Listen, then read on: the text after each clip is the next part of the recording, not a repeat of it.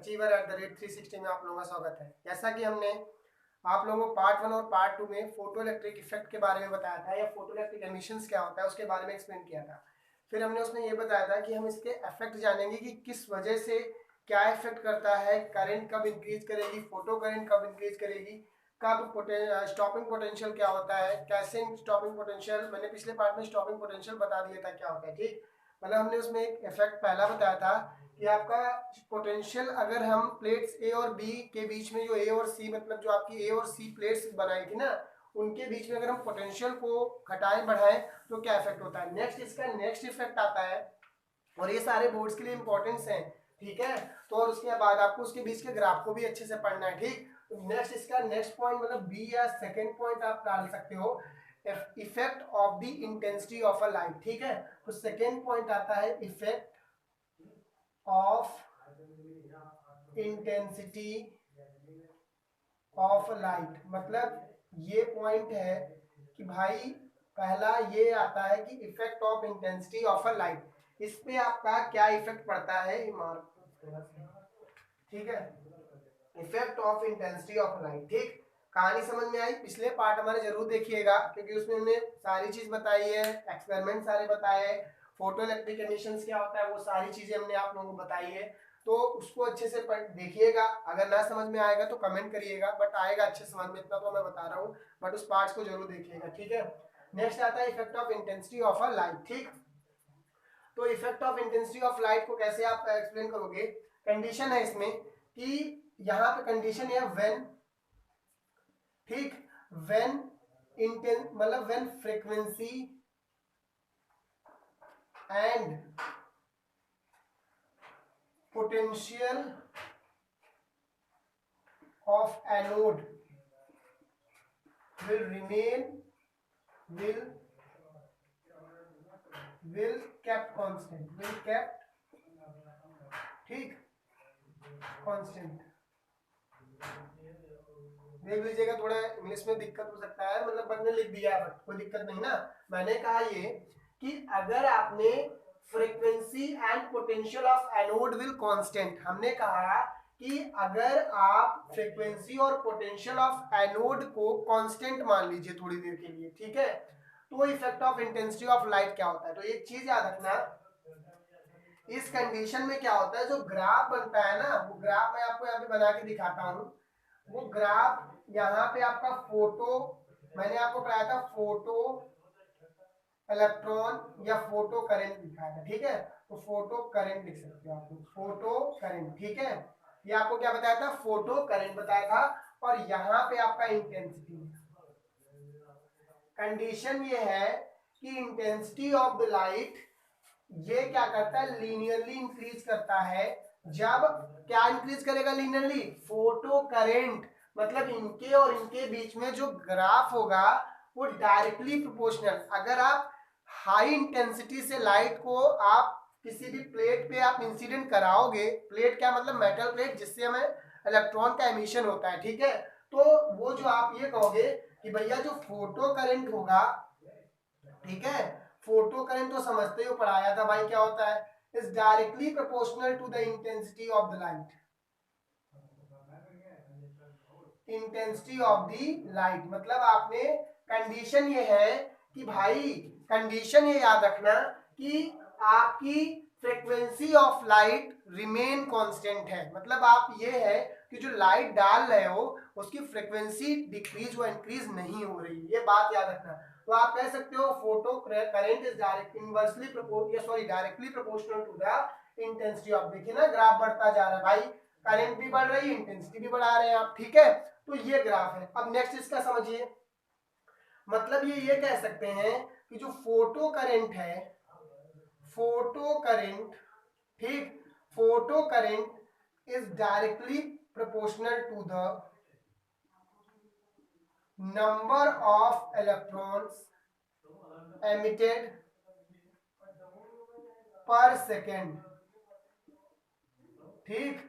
मतलब photo current is directly proportional to the number of electrons emitted per second from the metal surface. मतलब from the, यहां लिख सकते हो emitted per second from the metal surface, from the metal surface, मतलब metal surface से कितने electrons emit हो रहे हैं फोटो करंट डायरेक्टली। भाई करंट क्या होती है, जितने ज्यादा इलेक्ट्रॉन्स एमिशन होगा उतने ज्यादा फोटो करंट्स होगा। समझ बात आ गई। तो ये आप कंडीशन याद रखिएगा, photo current is directly proportional to the number of electrons emitted per second. तो यार ये भी तो बोल सकते हैं, इंटेंसिटी ऑफ लाइट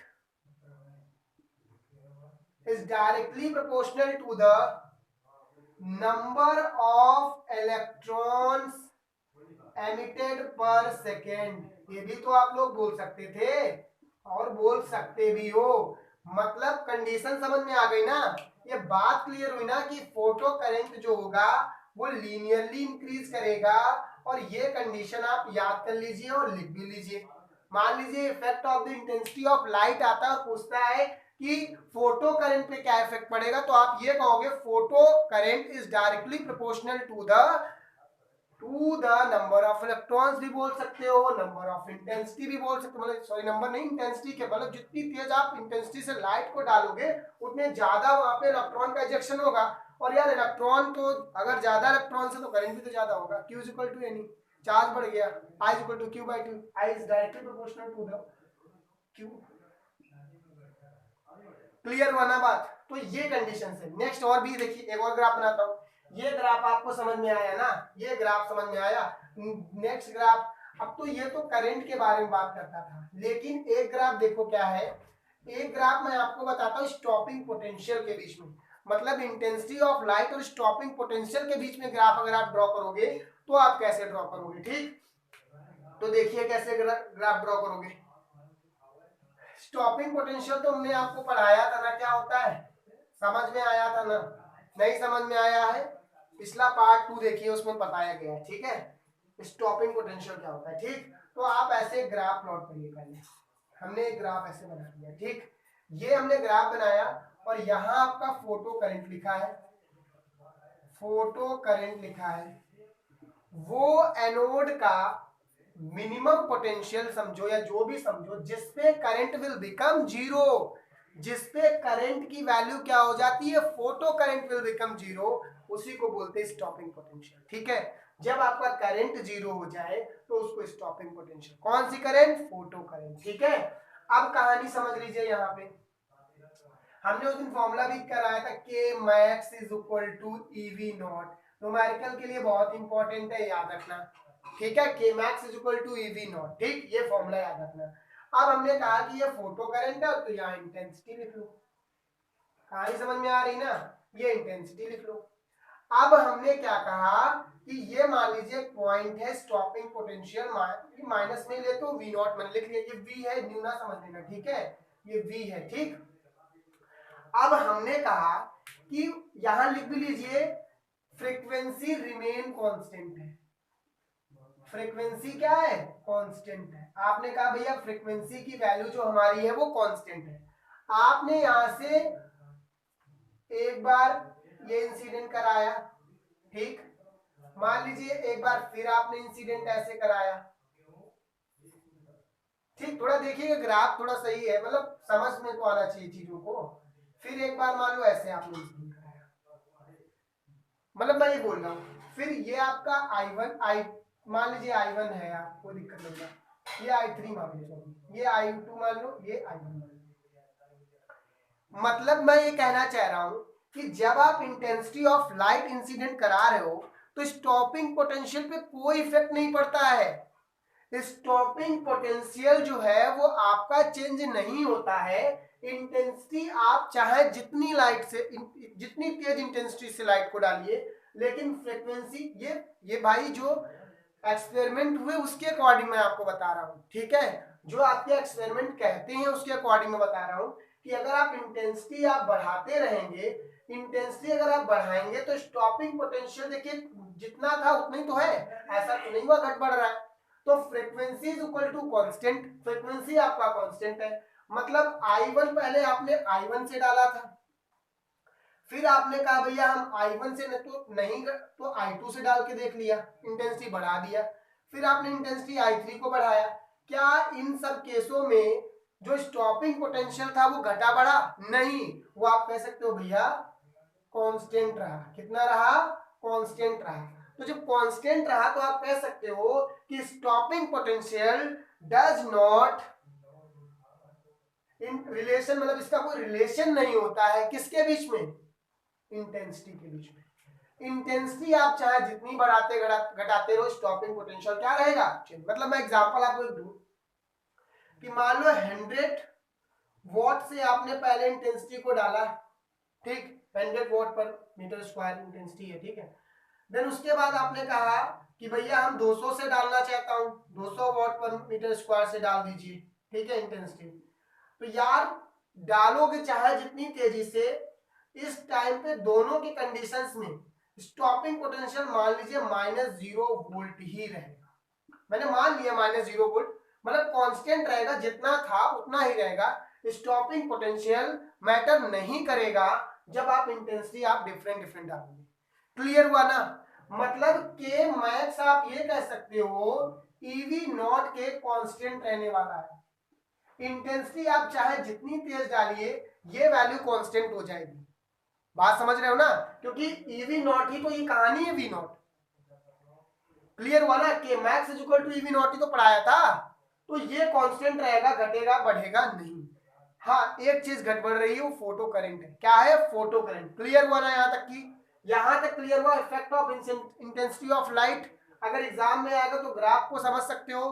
पहला ग्राफ हमने ऐसा कुछ बनाया था, ये फोटो करंट। हाँ, photo current is directly proportional to this. ठीक है, क्लियर हुआ? इतना क्लियर हुआ? नेक्स्ट डालिए effect of frequency of light. मतलब आपने नेक्स्ट आपको क्या डालना है? फ्रीक्वेंसी। ये यहां तक क्लियर हुआ ना? अब नेक्स्ट देखिए, नेक्स्ट देखिए क्या है ग्राफ आपको बनाना। नेक्स्ट एक ग्राफ आपको बना के सिखाते हैं, ठीक है? सॉरी, ठीक।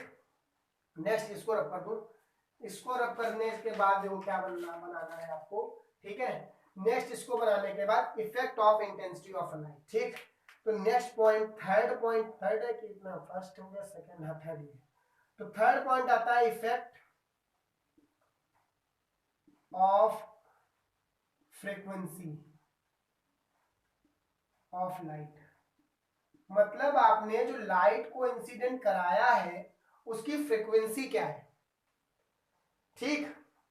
तो एक चीज याद रखना, हम ये कहेंगे इंटेंसिटी विल रिमेन कांस्टेंट। अब इस केस में जंक्शन से आपको लेना है कि इंटेंसिटी ऑफ लाइट, यानी को when intensity of light remain constant. मैंने मान लिया कि फ्रीक्वेंसी आप अलग अलग डाल रहे हो, मतलब कोई 200 है, 400 है, जो भी फ्रीक्वेंसी हर्ट्ज में डाल रहे हो, बट जो इंटेंसिटी है, पावर पेनिट्रेशन, मतलब कितनी तेजी से डाल रहे हो, वो आपकी कांस्टेंट है। क्लियर हुआ ना? समझ में आ रही बात? ठीक। तो when intensity of light remain constant, ठीक। तो आपका ग्राफ देखिए कैसे बनने वाला है। ग्राफ कैसे बनने वाला है ये जरा देखिएगा चीजों को, ठीक। मैं आपको ग्राफ अभी बना के दिखाता हूं। यहाँ पे ग्राफ है, उसको आप पढ़ने की कोशिश करिएगा, ठीक। ये आपका फोटो करंट है। फोटो करंट, फोटो करंट तो पढ़ा चुका हूं यार। नंबर ऑफ इलेक्ट्रॉन ज्यादा, जिस तरीके से कहानी बनाएंगे, इलेक्ट्रॉन्स पहले लीनियरली बहुत तेज इंक्रीज सैचुरेशन करंट तक जाएंगे, फिर हम प्लेट को रिवर्स कर देंगे तो वहां से फिर डिक्रीज हो जाएगा और जीरो आ जाएगा। तो वो चीजें आप लोग तो पढ़ चुके हो सारी, ठीक। नहीं पढ़े तो पिछला वाला पार्ट देखिएगा। ये आपका क्या है? फ्रीक्वेंसी है। ये क्या है? फ्रीक्वेंसी है।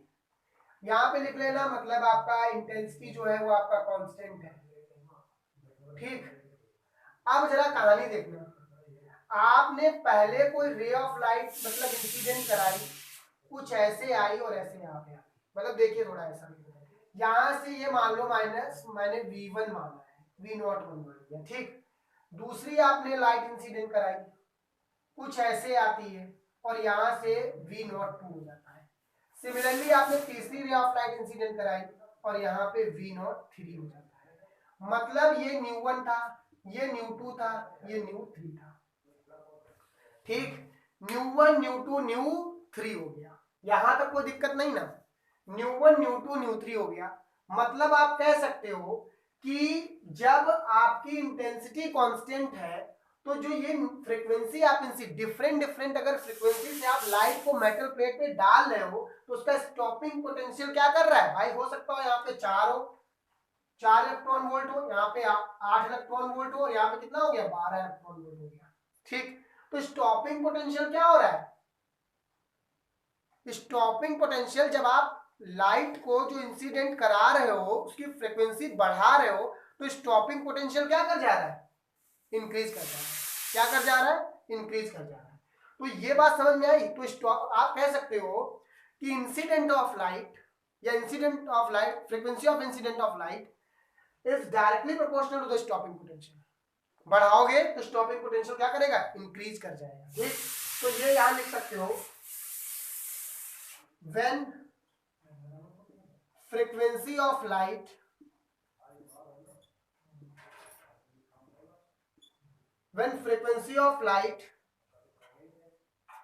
are different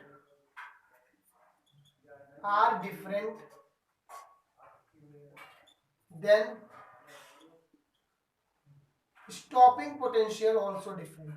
Stopping potential also different. ठीक, स्टॉपिंग पोटेंशियल ऑल्सो डिफरेंट। ठीक, कहानी समझ में आ गई, कहानी तो समझ में आई गई होगी। ठीक, अब क्या कहोगे कि भैया जितना ज्यादा हम फ्रीक्वेंसी से लाइट को इंसिडेंट कराएंगे उतना ही ज्यादा हमारा स्टॉपिंग पोटेंशियल हो जाएगा। इसको ब्रैकेट्स में लिख लीजिए, ये कंडीशन याद रखिएगा। जितनी ज्यादा ये कंडीशन है ना, यहां से ये समझ में आ गया ना, तो अच्छा एक चीज आपको समझ में आ रही है, स्टॉपिंग पोटेंशियल अगर इंक्रीज कर रहा होगा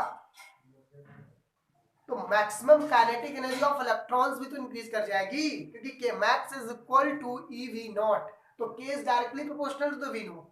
मतलब समझ रहे हो, देखो भी ये समझ में आ गया ना भाई, जितना जितना आई इज कांस्टेंट वी, यहाँ ये कंडीशन में लिख दे रहा हूँ भाई, ये लिख लीजिए V3 is greater than V2 is greater, new मतलब ये न्यू है भाई, फ्रीक्वेंसी को न्यू से डिनोट करवाया था ना, तो वो कंडीशन याद कर लीजिए आप लोग। आया यहां तक, कोई दिक्कत नहीं ना। ठीक, नेक्स्ट देखिए इसका क्या करना है। नेक्स्ट आप लोग क्या करोगे, ये पॉइंट वही है लेकिन एक चीज अभी आप लोगों को समझाता हूं। इसमें मैं ये कहना चाह रहा हूं कि जब यार स्टॉपिंग पोटेंशियल इंक्रीज कर गया, स्टॉपिंग पोटेंशियल इंक्रीज कर रहा है ना, तो स्टॉपिंग पोटेंशियल अगर इंक्रीज करा तो आप कह सकते हो भैया K max is equal to E V naught पढ़ाया आपने, तो जब K max is directly proportional V naught लिख सकता हूं मैं ना, मतलब के मैक्स मोशन ऑफ, भाई ये सरफेस था, ये आया, इलेक्ट्रॉन का मोशन काइनेटिक एनर्जी मैक्स है, मतलब कितनी तेजी से इलेक्ट्रॉन का मोशन हो रहा है सरफेस से, तो K max is directly proportional to the, ये आप कह सकते हो भैया वी नॉट। वी नॉट अगर बढ़ गया तो के मैक्स भी बढ़ जाएगा। आई बात समझ में। एक ग्राफ और बनाता हूं, वो भी ग्राफ याद है, the graph between the kinetic energy and frequency. ठीक है, graph between the kinetic energy, fourth point डाल लो, kinetic energy and the frequency. तो मैंने ग्राफ आपको ऐसे बना के दिया है, ये किसके बीच का है, मान लीजिए काइनेटिक एनर्जी है, ठीक, ये आपका फ्रीक्वेंसी है। तो मैं एक चीज आपको यहां से बना के ऐसा ग्राफ कुछ बनना है, ठीक, कैसे जरा देखना, यहां पे हमने क्या बनाया, न्यू नॉट है ये, न्यू नॉट, मतलब ये ग्राफ यहां से हमने बना दिया न्यू नॉट। क्लियर हुआ ना। आप कहोगे भाई ये का यहां से का बना, यहां से का नहीं बना, ये इसलिए यहां से बना है कि भाई ये सरफेस है, इस सरफेस से इलेक्ट्रॉन को निकालने में तो कुछ एनर्जी लगी होगी, कुछ फ्रीक्वेंसी गई होगी जिसको थ्रेशोल्ड फ्रीक्वेंसी बोलते हो, तो वो इतनी लगी होगी, तो इसीलिए यहां से चला गया है। आया समझ में, ये ग्राफ है। नेक्स्ट आपका पॉइंट्स आता है, नंबर 5 पॉइंट्स लिख लीजिएगा, नेचर ऑफ दी मटेरियल या मेटल, आप किस टाइप का मटेरियल यूज कर रहे हो उस टाइप की फ्रीक्वेंसी मतलब कितनी फ्रीक्वेंसी पे डिपेंड कर जाएगा, नेचर ऑफ मटेरियल, ठीक है। तो इस कंडीशंस को याद रखना कि नेचर ऑफ द मटेरियल पे भी डिपेंड करता है। समझ बात आ गई। क्वेश्चंस मैं भी बाद में करूंगा। ये यहां तक क्लियर हुआ ना? अगर यहां तक क्लियर हुआ तो नेक्स्ट इसका आता है यार कि एक थ्योरी आती है, वो थ्योरी वो भी नहीं करेंगे हम, इसके आगे करने की कोशिश करने वाले हैं कि इसके आगे एक चीज बताना चाहता हूं आप लोगों को। वो चीज ये है कि एक तो फोटो इलेक्ट्रिक आइंस्टीन इक्वेशन आएगी, ठीक है, जो इंपॉर्टेंट है बोर्ड के लिए आपके, ठीक है, उसमें न्यूमेरिकल्स भी आते हैं। और नेक्स्ट आपका आता है de Broglie hypothesis and electron के, मतलब इलेक्ट्रॉन वोल्ट के टर्म्स में डी ब्रोगली वेवलेंथ, ठीक। तो मैं आपको पहले डी ब्रोगली हाइपोथेसिस बताना चाहता हूं कि डी ब्रोगली हाइपोथेसिस क्या होती है, उसको पढ़ना है, ठीक। तो हेडिंग डाली डी ब्रोगली हाइपोथेसिस। मैं जो थ्योरी वाला पोर्शन है वो मैं आपको एक पार्ट में करा दूंगा, सारी थ्योरी जो भी है वो पूरा थ्योरी में समझा दूंगा कि आपका failure of the wave theory क्या है, उसके बारे में सम इम्पोर्टेंट पॉइंट्स हैं वो मैं लिखवा दूंगा। बट आपको जो इम्पोर्टेंट बोर्ड्स के लिए है ना, वो मैं आपको पहले बताना चाहता हूँ, आपके बोर्ड्स के लिए भी, बट आपके और एग्जाम के लिए भी, ठीक है। मैं आपको इतना तो नहीं बोलता कि यार नीट और IIT और जेई का एग्जाम का, बट इतना तो है कि हमारे वीडियोस आपको हेल्प बहुत करेंगे। आप नीट की प्रिपरेशन कर रहे हो या फिर आप जेई की प्रिपरेशन कर रहे हो, मैं उस टाइप से आपको क्वेश्चन भी करवाऊंगा, अभी देखिएगा। बट यहाँ पे आपको क्या करना है, ठीक है। तो फोटो इलेक्ट्रिक एमिशन है, बोर्ड तो 100% आपको हेल्प करेगा। बोर्ड में ऐसा मैं पढ़ा रहा हूँ कि बोर्ड आपके लिए बेस्ट है। हमारा मैथ्स का भी क्लास चलता है, ठीक है, उसको रमन सर पढ़ाते हैं, और मैथ्स के भी क्लास को आप अच्छे से देख सकते हो। अगर आप मैथमेटिक्स के स्टूडेंट हो क्लास 11th और 12th के, तो अच्छे से देखिए, इस समय इंटीग्रेशन चल रहा है और उसके बेहतरीन तरीके से पार्ट सारे बन रहे हैं, ठीक। अब यहाँ पे क्या करना है, फोटो इलेक्ट्रिक एमिशन पढ़ रहे हैं, तो हमने आपको क्या कहा है कि हेडिंग डालिए, हेडिंग लगाइए क्या, D Broglie hypothesis, D Broglie hypothesis, ठीक। तो डी ब्रोगली हाइपोथेसिस क्या है ये मैं आपको बताना चाहता हूं, ठीक। थोड़ा कहानी जैसी है बट समझिएगा जरूर, ठीक। इसमें हुआ क्या कि जैसे पहले के टाइम पे प्लांक्स, एक आपने प्लांक क्वांटम थ्योरी पढ़ी होगी, ठीक। नेक्स्ट आपने पढ़ी है आइंस्टाइन, ठीक है। तो इन दोनों ने ये बताया था कि यार जो लाइट है वो डुअल बिहेवियर शो करती है। डुअल बिहेवियर का मतलब क्या हो गया, पार्टिकल नेचर भी शो करेगी और वेव नेचर भी शो करेगी, ये बता दिया गया। ये प्लांक्स ने भी बताया और आइंस्टीन ने भी बता दिया कि लाइट शोज डुअल बिहेवियर, ठीक। कौन कौन से, पार्टिकल नेचर भी और वेव नेचर भी। तो आइंस्टीन थे, वहीं पे खड़े हुए आइंस्टीन थे, और आइंस्टीन सोचते रहे कि यार ऐसा कैसे कह रहे हैं, क्या कोई मैटर जो होगा, मतलब ये बात तो सही है उन्होंने कहा, तो क्या, जैसे मैंने कहा ये मार्कर है, तो क्या ये मार्कर वेव नेचर नहीं शो कर सकता, ये सिर्फ पार्टिकल ही नेचर शो करेगा। या आपने कोई बॉल, क्रिकेट बॉल देखते हो ना, खेलते हो, बहुत चौके छक्के मारते हो, क्रिकेट भी खेलते हो, IPL भी देखते हो, अभी आने वाला है, मजा लोगे, ठीक है। बट एग्जाम की भी अच्छे से प्रिपरेशन करना है, ठीक। बट होता क्या है कि जो बॉल है, क्या बॉल ऐसा नहीं कर सकती, बॉल नहीं शो कर सकती दोनों बिहेवियर को, मतलब पार्टिकल नेचर को भी और वेव नेचर को भी। वेव का तो मतलब समझते हो यार, वेव कुछ ऐसे चलती है, ठीक। तो क्या बॉल इस तरीके से नहीं चल सकती, अगर ये लाइट जो है वो इस फॉर्म में भी चलेगी और इस फॉर्म में चलेगी, जिसको आप क्वांटा बोलते हो, फोटॉन्स बोलते हो। ये फोटोन का नाम दिया किन्होंने उन्हें, प्लांक्स क्वांटम थ्योरी में, जब हम 11th क्लास में पढ़ते थे कि कोई भी लाइट जो है, मतलब ये उन्होंने, प्लांक ने ही बोला कि जो लाइट है वो कॉन्टिन्यूअस मैनर में नहीं चल सकती, एक डिस्क्रीट मैनर में चलती है। डिस्क्रीट मैनर का मतलब हो गया कि लाइट जो है वो कुछ ऐसे नहीं चलने वाली है, लाइट कुछ ऐसे पैकेट्स के फॉर्म में चलती है जिन्हें हमने क्वांटा नाम दिया। और वन फोटोन की जो एनर्जी, अभी मैं पढ़ाऊंगा ये बात, वन फोटोन की energy is equal to H nu को दिया किसने, प्लांक ने दिया। बात समझ में आई। तो डी ब्रोगली वहीं पे थे, जैसे हम लोग 3 दोस्त नहीं खड़े होते, 4 दोस्त खड़े होते हैं, तो 2 अगर डिस्कशन कर रहे हैं तो तीसरा खड़ा सुनना होता है। बट जो शांति से खड़ा होता है ना, वो इतिहास रचने के करीब होता है, ठीक। ये तो जानते ही होंगे। वो शांति से खड़ा था, उसने ये कहा कि ऐसा कैसे हो सकता है कि बॉल जो है वो डुअल बिहेवियर नहीं शो कर सकती क्या। तो यही थियरी है de Broglie hypothesis. According to the de Broglie, ये बॉल है, ठीक है, वो भी दोनों बिहेव को शो करेगी, particle as well as a wave. ठीक है, पार्टिकल को भी आपको दिखेगी भी, वेव जैसे चलती है वैसे भी। हम लोग पढ़ेंगे अभी जब एटम्स चैप्टर जाएंगे, एटम चैप्टर में जाएंगे, ठीक है, सॉरी यार थोड़ा उसमें दिख रहा था। जब हम लोग एटम चैप्टर्स में जाएंगे तो हम उसमें पढ़ेंगे ये चीज। जब हम चैप्टर में जाएंगे एटम्स एंड मॉलिक्यूल्स, आगे नेक्स्ट चैप्टर आएगा तो उसमें हम पढ़ेंगे डी ब्रॉगली ने प्रूव किया, हो सकता है मैं इसमें बता दूं आपको, डी ब्रॉगली ने प्रूव किया है कि जो इलेक्ट्रॉन्स, इलेक्ट्रॉन तो यार पार्टिकल के फॉर्म में होता है, नहीं कह सकते लाइट है, तो जो इलेक्ट्रॉन्स है उसका कुछ ऐसे था, क्लास आप उसमें पढ़ के आए 11th क्लास में, ऐसे चलता है इसमें, वो देखे नहीं ऐसे से ऐसे रोटेशन, तो कुछ ऐसे चलता है। जब ये वेव के फॉर्म में चल रहा है तो इलेक्ट्रॉन, उन्होंने कह दिया ना इलेक्ट्रॉन जो है, इलेक्ट्रॉन शो कर सकता है वेव और as well as particle nature, दोनों नेचर को प्रूफ हो गया। डी ब्रॉगली हाइपोथेसिस ने कह दिया कि ऐसा नहीं कि सिर्फ लाइट ही ऐसा शो करे, लाइट के अलावा भी कहानी कोई दूसरा बना सकता है। क्लियर हुई ना बात? तो इसका हम प्रूफ आपको देते हैं, इसमें न्यूमेरिकल्स करने हैं और न्यूमेरिकल्स एग्जाम में पूछे जाते हैं इसमें, ठीक है। तो क्लियर कर, और डी ब्रॉगली हाइपोथेसिस भी पूछी जा सकती है, ठीक। तो हम करते हैं और इसको अच्छे से पढ़ना, ठीक है, एग्जाम में। तो देखिए क्या करना है, according to the Planck quantum theory, मैं यहां लिख दे रहा हूं, बात तो समझ गए ना, ये हम according to the Planck quantum theory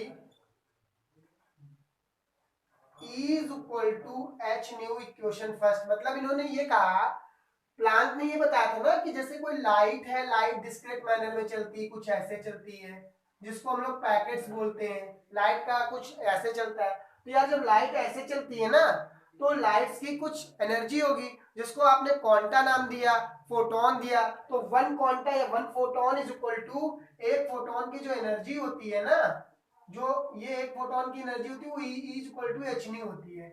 where आप कह सकते हैं, एच आपका प्लैंक कांस्टेंट होता है, लिख सकते हो वेयर एच बराबर प्लैंक कांस्टेंट होता है, ठीक है। और एच का जो वैल्यू स्टैंडर्ड होता है, याद रखना 6.64 into 10⁻34 joule second, joule joule, ठीक है, क्योंकि ई एच न्यू, ठीक, सेकेंड, ठीक। तो ये याद रखना है यार, कभी कभी अलग वैल्यूज भी होती है, ऐसा नहीं कि 6.63 भी होती है, तो ऐसा वेरी करता है। बट आप ये भी याद कर सकते हैं 6.64 into 10⁻34 joule second is the value of Planck constant, ठीक। न्यू तो आपको पता है फ्रीक्वेंसी है कि लाइट किस फ्रीक्वेंसी से ट्रेवल कर रही है, ठीक। तो ये आपको याद रखना है, ये लिख लीजिएगा साइड में, ठीक।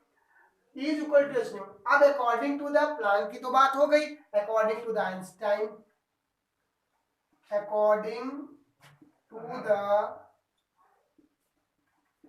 आइंस्टीन, तो आइंस्टाइन ने क्या बताया था, is equal to mc square, ये तो बताया, इसको इक्वेशन 2 मान लो, is equal to mc square is the equation 2, ठीक।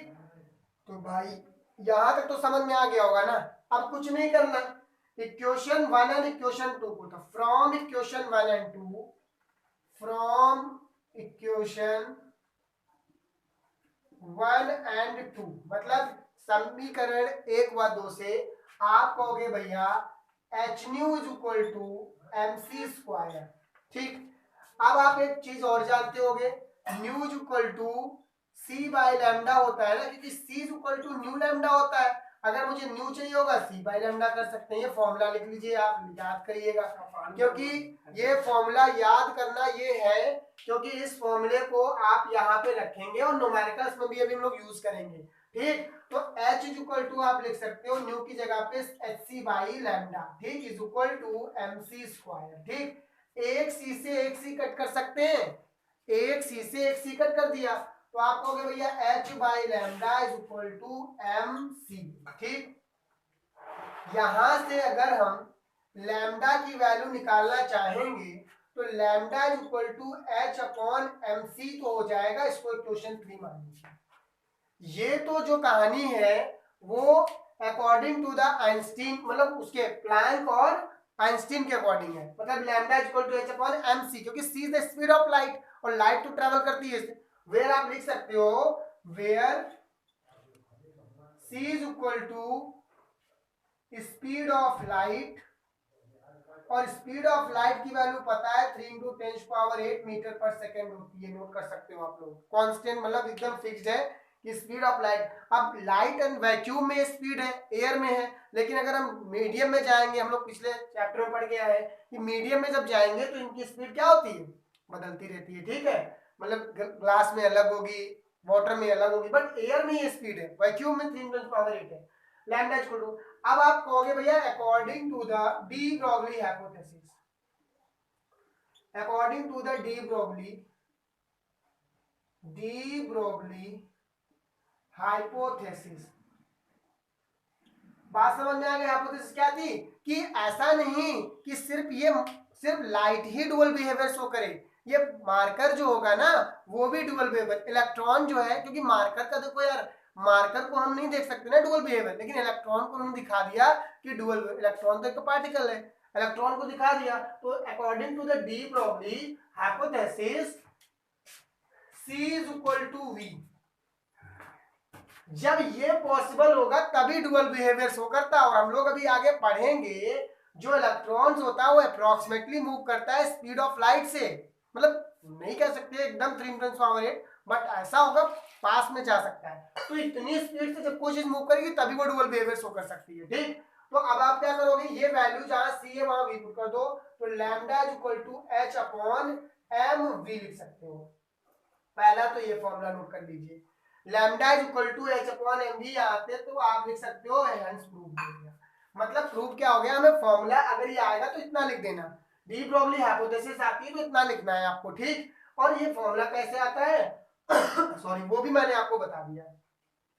अब एक चीज आप देखो जरा, lambda is equal to H/mv लिया है, ये समझ में आई बात। अब आपको करना क्या है कि lambda is equal to H/mv होता है, और linear momentum P is equal to mv तो पढ़ते हो आप लोग।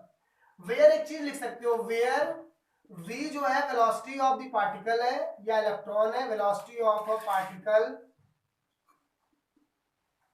एन इलेक्ट्रॉन ये भी लिख सकते हो, और mass of electron, mass of electron, और मास जिसका पार्टिकल का भी दिया जा सकता है कि बॉल है उसका मास इतना है, डी ब्रॉगली वेवलेंथ कैलकुलेट करो, क्वेश्चंस करेंगे अभी। ठीक है, lambda is equal to H/mv, where lambda is de Broglie wavelength, ये लिखो बहुत इंपॉर्टेंट, वेयर लैम्डा जो है वो डी ब्रॉगली वेवलेंथ है, क्या है, डी ब्रॉगली वेवलेंथ हो गया। ठीक, तो यहां से ये बात हो गई, तो लैम्डा इक्वल टू आप H/p भी तो लिख सकते हो, ये भी फॉर्मूला याद रखना। P is the linear momentum, P क्या है आपका, लीनियर मोमेंटम होता है। ठीक, P इज लीनियर मोमेंटम, ये बात आप याद रखना, लैम्डा इक्वल टू H/p। अब इतना तो याद रखोगे, इतना याद रखना, यही है आपका डी ब्रॉगली हाइपोथेसिस। क्लियर हुआ ना, क्लियर हुआ। तो अब नेक्स्ट हम ये करने वाले हैं कि जो डी मतलब जो लैम्डा आया है, लैम्डा क्या है, डी ब्रॉगली वेवलेंथ, तो D Broglie wavelength in terms of electron volt, D Broglie wavelength in terms of electron volt, ये करना है हमें अभी। ठीक, नेक्स्ट देखो, लैम्डा इक्वल टू H/mv बताएंगे। ठीक, अब इसमें तो कुछ ग्राफ करता हूं पहले, फिर उसकी चीज कुछ फॉर्मूले लिखवाऊंगा। ठीक, ये तो फॉर्मूला आपको याद भी रखना है। तो लैम्डा, अगर मैं एक चीज, तो एच तो कांस्टेंट है ना, एच को कांस्टेंट मानता हूं, तो एक ग्राफ बनाता हूं। एक तो देखो ये ग्राफ आप कह सकते हो कि लैम्डा इक्वल टू आपने भैया H/p पढ़ाया है, तो मैं ये भी लिख सकता हूं कि P इज इक्वल टू H/लैम्डा हो जाएगा। सॉरी, लैम्डा ऐसे बनाना है भाई, ये लैम्डा है भाई मेरा, थोड़ा बनाया ऐसे, इसको समझना है। ठीक, तो आप ये लिख सकते हो P is inversely proportional to the 1/λ, जितना ज्यादा मोमेंटम होगा डी ब्रॉगली वेवलेंथ उतनी ही कम होगी। कैसे, ग्राफ देखिए जरा, इसका ग्राफ आप जरूर बनाइएगा, कंडीशन समझिए, इधर P है और इधर आपका लैम्डा, मतलब इसका कुछ ग्राफ यूं ऐसे बनने वाला है। ठीक, मतलब कुछ ग्राफ आपका ऐसे बनने वाला है, जितनी ज्यादा वैल्यू P की होगी डी ब्रॉगली वेवलेंथ उतना ही कम होता चला जाएगा।